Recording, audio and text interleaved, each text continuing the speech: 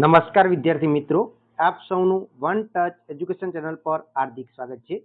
આજે આપણે ધોરણ 10 સામાજિક વિજ્ઞાન વિષયની અંદર જે તમારે ઓગસ્ટ 2024 ની અંદર એકમ કસોટી લેવાની છે, એની તારીખ છે 22/8/2024 અને એની અંદર તમારે ચેપ્ટર 3, 4, 9 અને 10 આટલા ચેપ્ટરમાંથી તમારે પૂછાવાનું છે। સાથે સાથે વિદ્યાર્થી મિત્રો, તમે આ વખતે બોર્ડની પરીક્ષા આપવાના છો, તો બોર્ડની પરીક્ષાની પણ તૈયારી થઈ જાય અને પ્રથમ પરીક્ષાની પણ તૈયારી થઈ જાય એ માટે આ ખૂબ જ ઉપયોગી વિડીયો છે। એટલે વિડીયો એકમ કસોટી માટે પણ જુઓ અને સાથે સાથે બોર્ડની પરીક્ષાને ધ્યાનમાં રાખીને પણ તમે આવા વિડીયો જોતા રહેશો તો પણ તમને બેનિફિટ થશે। તો ચાલો વિડીયોની શરૂઆત કરીએ છીએ। સૌપ્રથમ આપણે જોઈએ જોડકા જોડો જે તમારે આવવાના છે, તો એની અંદર તમે જોઈ શકો છો કે કાલિદાસ છે, તો કાલિદાસે શું લખેલું છે, તો કાલિદાસની આપણે કૃતિ જોવાની છે। પછી ભવભૂતિ છે, વિશાખા દત્ત છે, પછી ભારવી છે, બરાબર। તો આની અંદર તમારે યોગ્ય જોડકા જોડોની અંદર પૂછાવાનું છે। તો ખાસ યાદ રાખજો કે વિજ્ઞાન શાકુંતલમ જે કૃતિ છે એ કાલિદાસની છે। પછી ભવભૂતિ છે, એમણે ભવભૂતિએ ઉત્તરરામ ચરિત્ર લખ્યું છે। પછી ભારવી જે છે, તો ભારવીએ કીર્તાર્જુન લખેલું છે અને વિશાખા દત્ત છે, એમણે મુદ્રા રાક્ષસ લખેલું છે।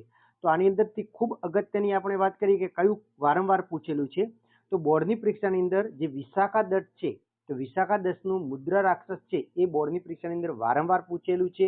તો આના ઉપર થોડું વધારે ધ્યાન આપજો।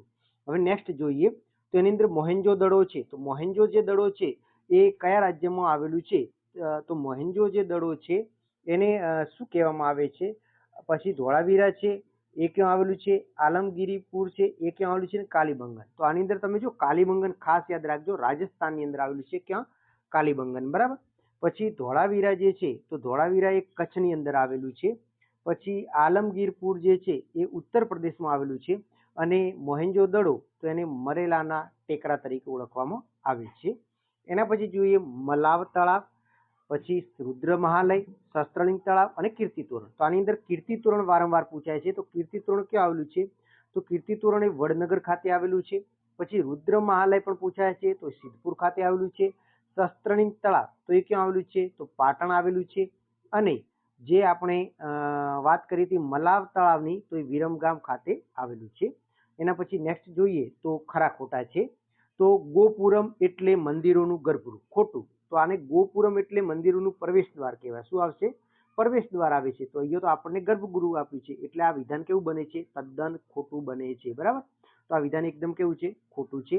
એના પછી નેક્સ્ટ જોઈએ તો કે સારનાથનો સ્તંભ શિલ્પકલાનો શ્રેષ્ઠ નમૂનો છે, તો હા, સાચી વાત છે। એના પછી જુનાગઢમાં 4 ગુફા સમૂહ આવેલા છે, ખોટું છે, જુનાગઢની અંદર 3 ગુફા સમૂહ આવેલા છે। પછી આગળ જોઈએ તો લોથલ અમદાવાદ જિલ્લાના ધંધુકા તાલુકામાં આવેલું છે, તો આ પણ વિધાન કેવું છે, જે લોથલ છે એ અમદાવાદ જિલ્લાના ધોળકા તાલુકામાં છે, અહીંયા તો ધંધુકા આપ્યું છે, તો આપણે ચોપડીમાં ધોળકા તાલુકો છે એટલે કે અહીંયા ધંધુકા છે, એટલે આપણે કેવું બને છે, ખોટું બને છે। એના પછી આપણે નેક્સ્ટ જોઈએ તો તમે અહીંયા જોઈ શકો છો કે મીનાક્ષી મંદિર જે છે, મીનાક્ષી મંદિર એને શું કહેવામાં આવે છે, તો મીનાક્ષી જે મંદિર છે ને એને શું કહેવામાં આવે છે એ આપણે જોવાનું છે।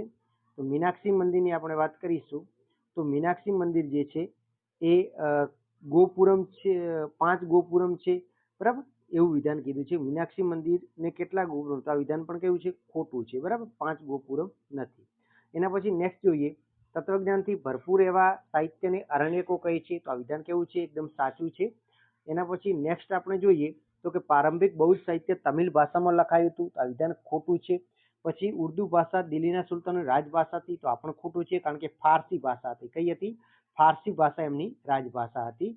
હવે નેક્સ્ટ જોઈએ તો તમે જોઈ શકો છો કે વિજયનગર ના મહાન સમ્રાટ કૃષ્ણદેવરાય આમુક્ત માલ્યદા નામના ગ્રંથની રચના કરી, તો આપણે કેવું છે, એકદમ સાચું બને છે।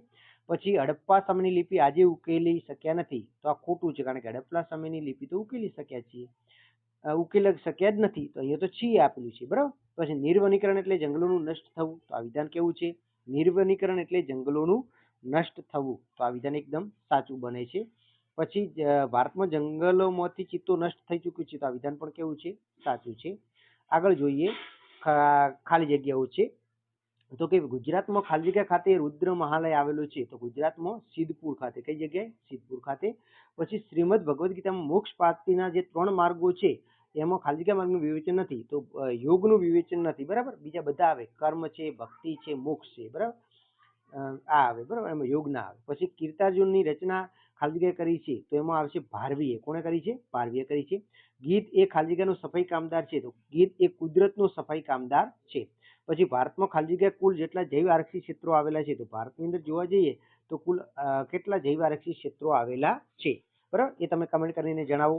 એના પછી ગુજરાતમાં કુલ અભયારણ્યો કેટલા છે, તો ગુજરાતની અંદર કુલ 23 અભયારણ્યો છે. કેટલા? 23 અભયારણ્યો આવેલા છે. એના પછી નેક્સ્ટ જોઈએ તો જૈવ વિવિધતાની દ્રષ્ટિએ વિશ્વમાં ભારત કયા ક્રમે છે, તો કે 12મા ક્રમે છે. પછી ખાલી જગ્યાને ના રેસાને ગોલ્ડન ફાઈબર કહેવામાં આવે છે, તો જે ક્ષણ છે એના રેસાને ગોલ્ડન ફાઈબર કહેવામાં આવે છે. ગુજરાતમાં તલનું સૌથી વધુ વાવેતર કયા જિલ્લામાં થાય છે, તો બનાસકાંઠા જિલ્લામાં થાય છે. શાકાહારી લોકો માટે ખાલી જગ્યાએ પ્રોટીનનો મુખ્ય સ્ત્રોત છે, તો કઠોળ એ શાકાહારી લોકો માટે પ્રોટીનનો મુખ્ય સ્ત્રોત મનાય છે. પછી ભારતનું કૃષિ ક્ષેત્ર દેશના કુલ જીડીપીના કેટલા ટકા છે, તો કે લગભગ 17% જેટલો હિસ્સો ધરાવે છે, બરાબર. એના પછી નેક્સ્ટ જોઈએ તો આગળ છે વિકલ્પ. યોગ્ય વિકલ્પ પસંદ કરીને લખવાનો છે. તો કે ગુજરાતમાં ખાલી જગ્યા ખાતે સૂર્યમંદિર આવેલું છે, તો ગુજરાતમાં મોઢેરા ખાતે આવેલું છે. એના પછી અમદાવાદમાં 3 દરવાજાની નજીક કઈ મસ્જિદ આવેલી છે, તો જામા મસ્જિદ આવેલી છે. કઈ મસ્જિદ? જામા મસ્જિદ. પછી લોથલમાં વાહન લાંગરવા માટે શું બાંધવામાં આવતો હતો, તો કે ધક્કો બાંધવામાં આવતો હતો, ડોકયાર્ડ. કયા રાજાના સમયમાં બૌદ્ધ ધર્મની જવાહરલાલી અને શિલ્પકલાનો યુગ માનવામાં આવે છે, તો અશોકના સમયમાં. એના પછી છે ઢાઈ કા ઝોપડા શું છે, તો ઢાઈ કા ઝોપડા એ મસ્જિદ છે. પછી ખાલી જગ્યાના યુગને, તો કે ગુપ્ત યુગને કલાનો સુવર્ણ યુગ માનવામાં આવે છે. અહીંયા હવે ચિત્ર આપેલું છે, ચિત્ર તમારે ઓળખી અને વિકલ્પ આપવાનો છે. તો તમે અહીંયા જોઈ શકો છો પહેલું ચિત્ર છે એ કઈ નગર રચનાની યાદ અપાવે છે, તો ધોળાવીરાનું છે. કોનું છે? ધોળાવીરાનું છે. એના પછીનું પ્રશ્ન જોઈએ તો અહીંયા પણ ચિત્ર આપેલું છે, તો સારનાથના જે સ્તંભ છે એની અંદર સિંહાકૃતિ આપેલી છે. અને છેલ્લું જે શિલ્પ છે એ કોણાર્કના સૂર્ય મંદિરનું છે, બરાબર. એના પછી જોઈએ તો કે ધોળાવીરા ક્યાં આવેલું છે, તો ધોળાવીરા જે છે એ ખદીર બેટમાં આવેલું છે. ક્યાં? કચ્છની અંદર ખદીર બેટમાં. વિશ્વમાં પશુ પક્ષીઓની કુલ લગભગ કેટલી પ્રજાતિઓ છે, તો 15 લાખ જેટલી પ્રજાતિઓ છે. ગુજરાતમાં જંગલોમાંથી લુપ્ત થયેલા વન્યજીવો કયા છે, તો વાઘ એ લુપ્ત થયેલું વન્યજીવ માનવામાં આવે છે ગુજરાતના જંગલોમાંથી. કઈ ખેતીને ઝૂમ ખેતી કહેવાય છે? સ્થળાંતરિત ખેતીને ઝૂમ ખેતી કહેવાય છે. પછી મગફળીનું ઉત્પાદન કયા રાજ્યમાં સૌથી વધારે થાય છે, તો આપણા ગુજરાત રાજ્યની અંદર સૌથી વધારે થાય છે. પછી ચોકલેટમાંથી શું બને છે? ચોકલેટ શામાંથી? તો કે કોકામાંથી બને છે. પછી ગુજરાતમાં કયા સ્થળે સરદાર પટેલ, તો કે દાંતીવાડા ખાતે સરદાર પટેલ યુનિવર્સિટી આવેલી છે. પછી ICAR નું પૂરું નામ શું છે, તો Indian council of agriculture research થાય છે, બરાબર. આ રાઈટ આન્સર આવે છે. હવે વિદ્યાર્થી મિત્રો એક એક વાક્યના પ્રશ્નો છે. મોહેંજો-દડોનો અર્થ મરેલાને ટેકરો થાય છે. કયા રથ મંદિરો, તો કે મહાબલીપુરમના રથ મંદિરો વિશ્વવિખ્યાત છે. દેલવાના દેડા માઉન્ટ આબુમાં આવેલા છે. સ્થાપત્ય એટલે શું, તો કે મકાનો, નગરો, કુવાઓ, મિનારા, મંદિર, મકબરા, સ્થળો વગેરે જે બાંધકામ થાય એને સ્થાપત્ય કહેવાય. પછી બૃહદેશ્વરનું મંદિર કોણે બંધાવેલું છે, તો બૃહદેશ્વર મંદિર ચોલ વંશના રાજ પ્રથમે બંધાવેલું છે. પછી કયા મંદિરને 13 માળનું છે, બૃહદેશ્વર મંદિર છે એને 13 માળનું ગોપુરમ છે. ચોલ વંશની રાજધાની ક્યાં આવેલી છે, ચોલ વંશની રાજધાની છે થંજાવુરમાં આવેલી છે. એના પછી જોઈએ નેક્સ્ટ તો હડપ્પીયન સંસ્કૃતિ કોને કહેવાય છે, તો કે સિંધુ ખીણની સંસ્કૃતિના અવશેષો સૌપ્રથમ હડપ્પા ખાતે મળી આવ્યા હતી, તેથી તેને સંસ્કૃતિને હડપ્પીયન સંસ્કૃતિ કહેવાય છે. એના પછી ગોપુરમ એટલે શું, તો કે ગોપુરમ એટલે કે મંદિરોની આગળ જે ઊંચી દિવાલો વાળો સુશોભિત દરવાજો બનાવવામાં આવતો હતો એને ગોપુરમ કહેવાય છે. શ્રીમદ ભગવદ્ ગીતામાં કયા દાર્શનિક સિદ્ધાંતો વિશે છે, 3 છે, બરાબર. જ્ઞાન માર્ગ, કર્મ માર્ગ અને ભક્તિ માર્ગનું છે, બરાબર. એના પછી સંસ્કૃત ભાષાના મહાન વ્યાકરણ શાસ્ત્રી કોણ હતા, તો કે પાણીની હતા. તારીખે ફિરોજાઈ ગ્રંથની રચના કોણે કરી છે, જિયાદુદ્દીન બરની કરી છે. વેદો કેટલા છે અને કયા કયા છે, વેદો 4 છે, ઋગ્વેદ, યજુર્વેદ, સામવેદ, અથર્વવેદ. સંગીતને લગતો વેદ, તો કે સામવેદ છે. પછી યજ્ઞને લગતો વેદ યજુર્વેદ માનવામાં આવે છે. પછી ખાસ જોજો અર્થવેદમાં કઈ માહિતી આપવામાં આવે છે, તો અર્થ અનેક પ્રકારના કર્મકાંડ અને સંસ્કારોની માહિતી આપવામાં આવે છે. નિર્વનીકરણ એટલે જંગલોનું નષ્ટ થવું થાય છે. એના પછી હિમદીપડા પરિયોજના શા માટે શરૂ કરવામાં આવી છે, તો કે સ્થાનિક લોકોમાં હિમદીપડા વિશે જાણકારી વધે તેમજ સંરક્ષણના થાય એ માટે જાગૃતિ થાય એ હેતુથી હિમદીપડા પરિયોજના શરૂ કરવામાં આવેલી છે. પછી હિમથી કયા પાકને નુકસાન થાય છે, તો કે કપાસના પાકને. શેરડીમાંથી ખોંડ, ગોળ, ખોણસરી અને ઇથેનોલ બને છે. ખાસ યાદ રાખજો ઇથેનોલ શામાંથી બને છે, શેરડીમાંથી. પછી કૃષિ સંશોધન ક્ષેત્રે કાર્ય કરતી સંસ્થાઓ કઈ કઈ છે, તો ICAR છે. પછી department of agriculture research and education છે. પછી કઈ ખેતીમાં, તો કે સઘન ખેતીમાં હેક્ટર દીઠ ઉત્પાદન વધારે છે. ઘઉંને અનાજનો રાજા ગણવામાં આવે છે. અને ખરીફ પાક એટલે કે ચોમાસામાં લેવાતા પાકને ખરીફ પાક કહેવાય છે. પછી જોઈએ તો 2 ગુણના પ્રશ્નો છે. તો આની અંદર તમારે ખાસ દ્રવિડ શૈલી વિશે ટૂંકનું લખો, સાંચીનો સ્તૂપ વિશે માહિતી, એલિફન્ટાની ગુફાઓ વિશે નોંધ લખો, પછી જંગલના વિનાશના કારણો, અભયારણ્ય એટલે શું, રાષ્ટ્રીય ઉદ્યાન એટલે શું, સઘન ખેતી કોને કહેવામાં આવે છે. પછી નેક્સ્ટ જોઈએ તો 3 ગુણના પ્રશ્નો, મોઢેરાના સૂર્યમંદિર વિશે ટૂંકનું છે. પછી પ્રાચીન ભારતની નગર આયોજનની સમજૂતી, પછી ચિત્ર આધારિત 3 પ્રશ્નોના જવાબ આપવાના પૂછાશે. આવું ચિત્ર તૈયાર કરી દેજો, બરાબર.